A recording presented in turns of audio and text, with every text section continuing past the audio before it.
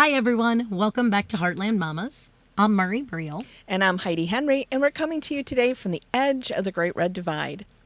And Murray, today I had an interesting conversation with somebody, and it made me think about a lot of different things revolving around mass shootings. And we've addressed mass shootings in the past.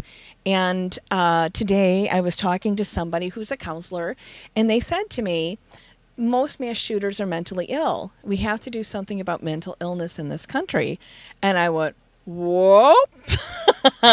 As a gun sense candidate, when I was running for office, felt I needed to tell her, no, the link is between domestic violence, not mental illness, in mass shootings. So, and this came on the heels of just recently the anniversary of the Sandy Hook shooting. So I thought today we could go over some of the in-depth issues that surround mass shootings and pay homage to those poor children and teachers that died that day. That sounds fantastic. And a testament to a community is just this last week or 2 weeks ago, the high school kids who were those elementary school kids at Sandy during Hook? the shooting at Sandy Hook went on and their football team won state. Wow, that's so cool. Yeah. I didn't know. Well, I think I heard something about it, but I didn't. I guess it didn't sink in till now. So that's pretty tremendous. Amazing. That's tremendous. So let's go back to that day, because my daughter was a senior in high school the day that happened at Sandy Hook, and that happened. Let's see, in 2012, and this is 2019, so 17 years ago, right? Is that right? 2012? No. 2012. Oh, sorry. My math is bad today. 7 years ago. Right? It was just 7 years ago. It seems like a lot longer. It feels like a lifetime ago. I completely understand why you said that, because whoosh, boy, does it. Yeah. Well, we've had over 2,300 mass shootings since Sandy Hook. That's why it feels like it's been so long. But on that day, I was driving my daughter to school that day, and the high school she went to was on lockdown, which it had never been on lockdown. And I've talked about that before on our show. Yes, and you have. Here's what happened: is this man who had a history of domestic violence, very violent towards his mother, took a gun and killed her in the morning, and then shot his way in through a security door, shot through the door with his gun, with a Bushmaster.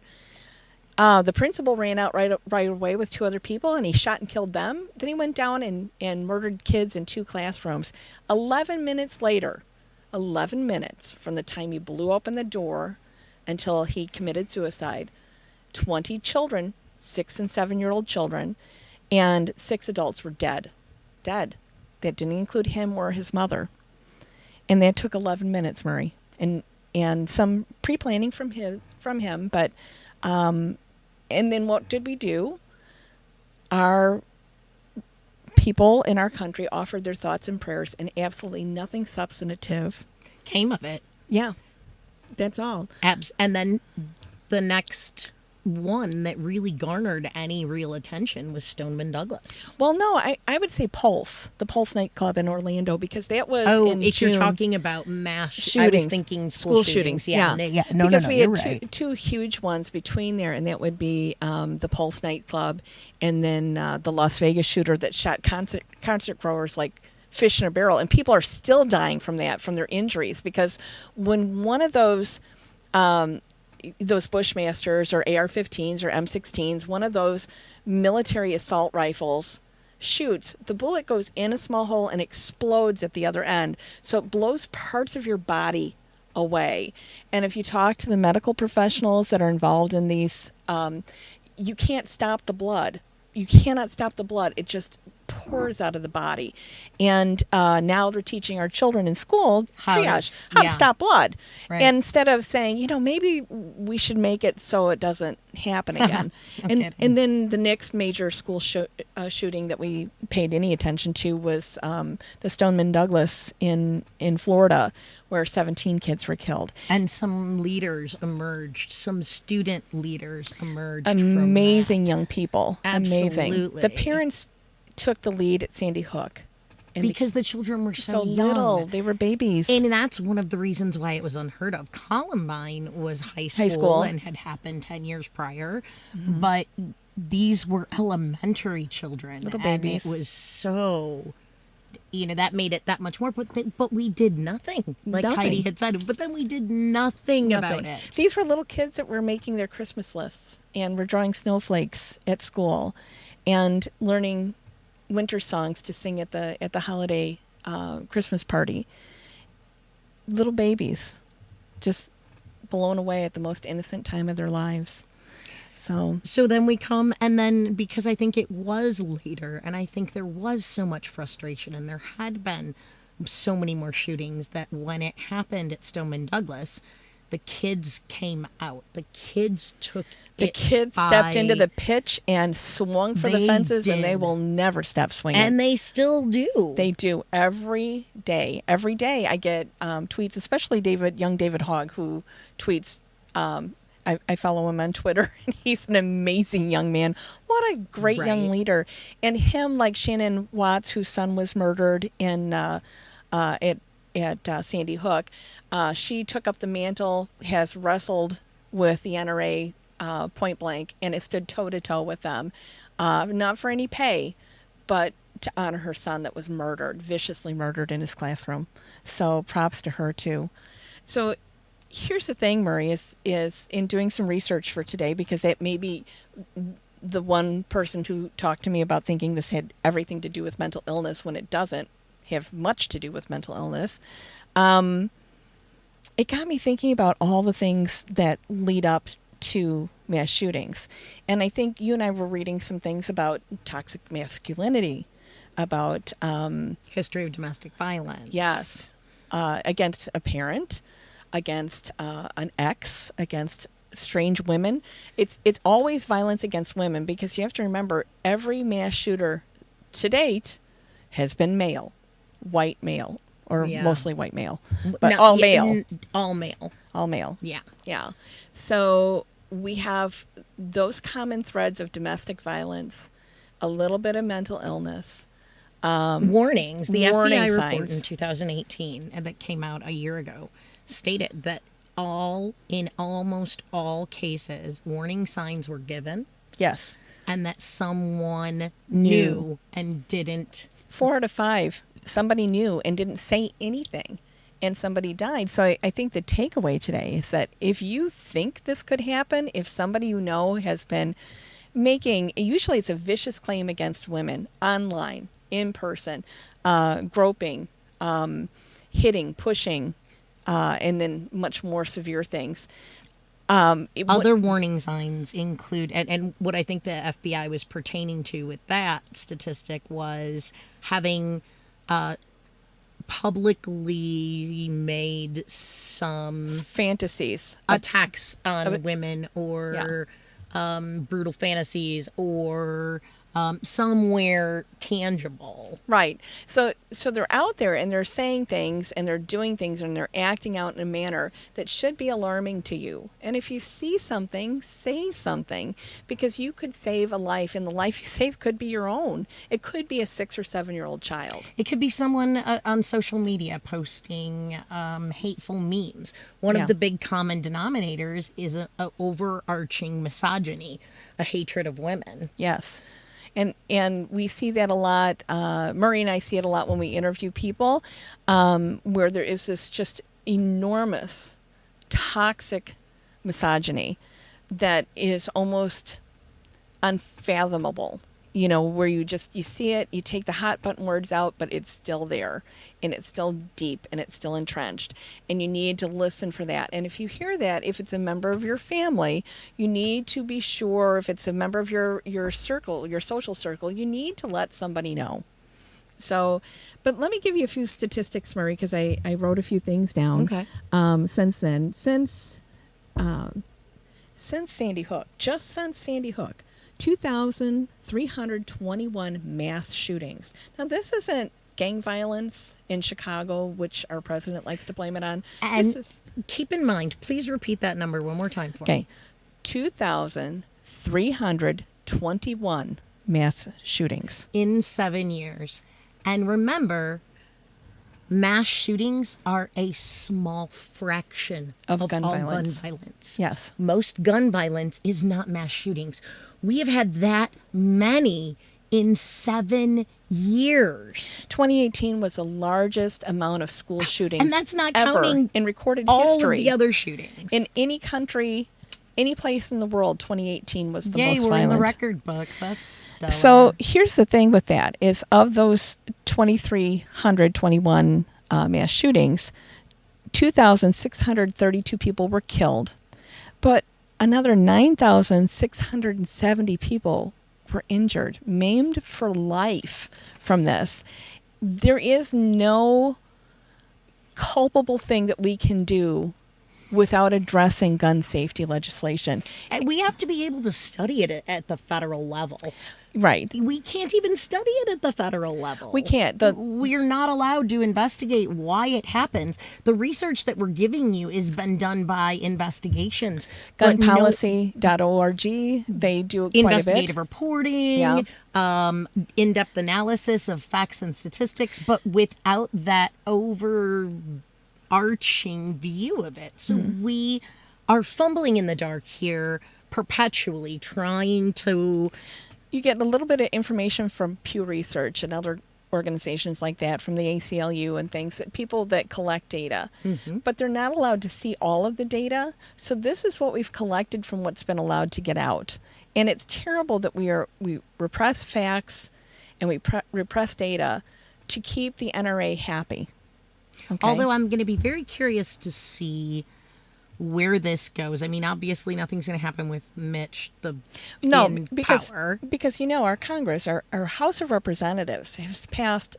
Oh, you mean those do-nothing Democrats have passed 400 bills, most of which are bipartisan, that are sitting on Mitch the bitch's desk? And he will not even bring them to the Senate floor. And there's No. 3 significant pieces of gun safety legislation, including a universal gun background check, which would help keep people And safe across the country. 92% of gun owners are In favor. of it. 92% of gun owners want a universal background check. Lawful gun owners like myself, we don't want to be caught up in what happens in these mass shootings, what happens in street violence. We want to be able to use our guns for hunting or target shooting or whatever we're going to do, but we're labeled and painted with the same brush. We're labeled as the same.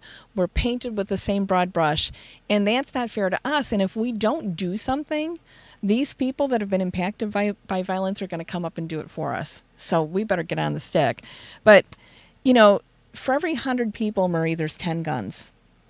For every 100 people, there's 10 guns. And that means people like my dad, who was a massive collector, they have quite a few collection and showpieces and hunting pieces.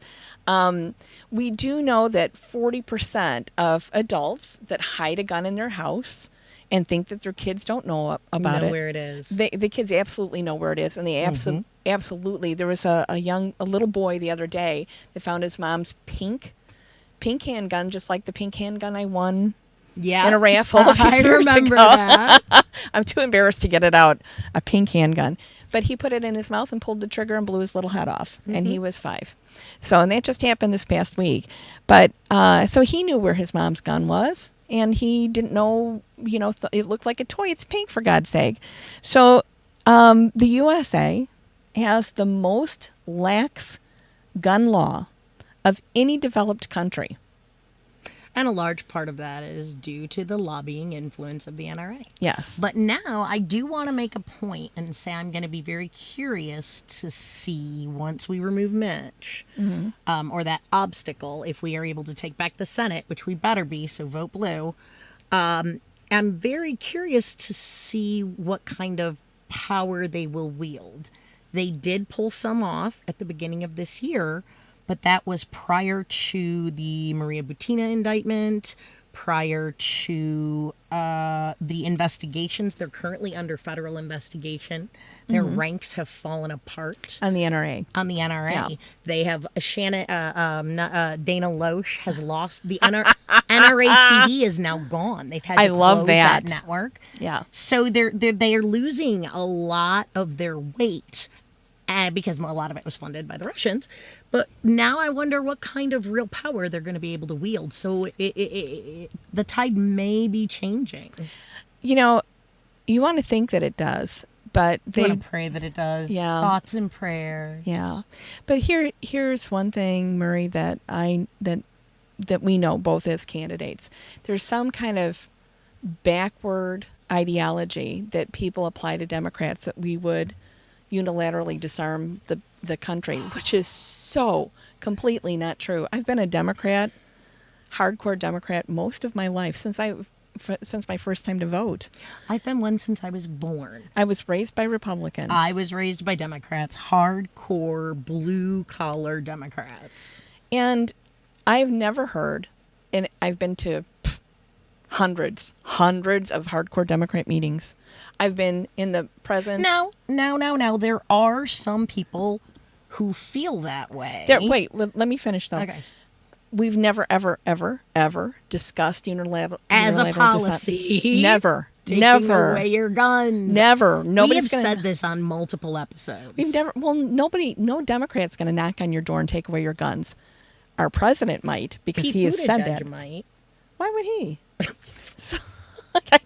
He's a lawful Oh, gun it owner. wasn't him. It was Beto who said that, right? Oh, well, Beto would. One of them said. Yeah, that was Beto. And you know what? Beto his hometown was racked by massive gun violence. Absolutely. And his passion for protecting his people was amazing. But yes. in all practical senses, and this may not be the case in other parts of the country. We haven't been to meetings in Maine or Oregon.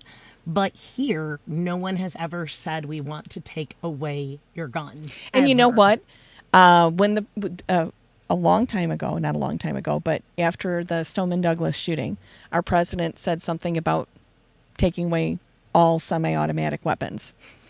He made that says statement. something about My everything. phone blew up from my fellow Democrats saying, "How do we stop him? How do we stop him? This is against the Second Amendment. How do we stop him?" I'm not kidding you. I must have had 70 text messages and phone calls about how do we prepare for this. And you know what? We prepare by standing on our Constitution. So Well, we're not going there because Right. it makes me depressed. well, let me give you. Because we have our Constitution is terrified is not holding up the way it should be. It isn't. It's going to be a tough week ahead. So, but we do know that stricter gun laws, and here in Illinois we have FOID card, and except for Chicago street violence, FOID fixes a lot of things for those of us downstate. It really helps protect us and keep us safe. So we appreciate that. And anytime you have stricter gun laws, you have fewer gun deaths.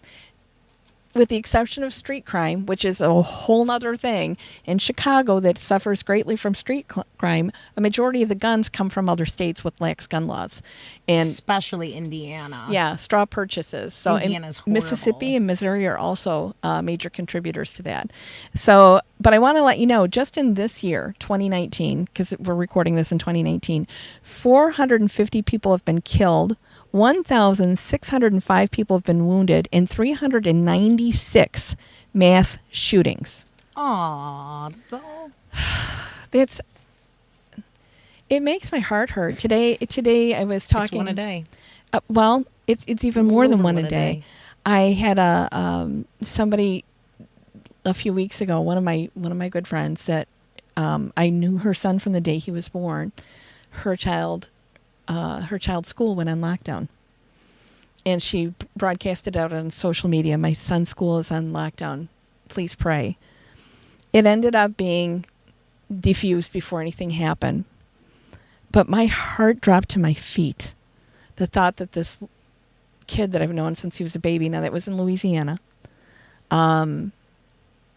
could be in the middle of something like this. Now your kids are still in school, so this is a possibility. The last 2 weeks we've had 2 lockdowns, Oh my 2 mornings apart from each other, and it turned out that it was actually an alarm system failure, but unplanned, first thing in the morning, terrifying. Absolutely terrifying. Until we as parents and grandparents stand up and demand that our children be safe in school. Until our children who want these laws and protections are able to vote themselves, we have to speak up for them. It's our job to protect them. It's our job to not make this. We're not boomers- saying idiot-proof them. We're No. saying protect them. we want to do. And it comes down to somewhere along the way, the Second Amendment got twisted, where Yeah. that right became so twisted and so, Bastardized. yeah, Yeah. you're absolutely right. Yeah. So it got so twisted and bastardized that now a gun owner's rights are equal to the person who's dead. Oh, even more so. So- I think they have a greater right. So it's we have prioritized Guns over people. guns over humans, and the reason we don't care about domestic violence is because, like we were talking, women are not considered people. We are Property. yeah, we are sentient beings. Acknowledge this. And if you notice, as we talked about, Mother Jones just came out with an article in June, and they were talking about the mass shootings. And of the mass shootings, the last 11 years, the 22 of the worst all have domestic violence, threats against women, stalking, manipulation, control. The worst ones, that's a third of all mass shootings. Okay, not the number of deaths caused by those shootings. Yeah. But a third. Because why? Well, we can't even get the Violence Against Women Act. We can't even get the Equal Rights Amendment passed. We're not even we equal still have- in the eyes of the law We yet. still have idiots. We've only had the right to vote for 100 years. We still have idiots in Ohio thinking you could take an ectopic pregnancy and reimplant it in the uterus because we are just vessels and just things.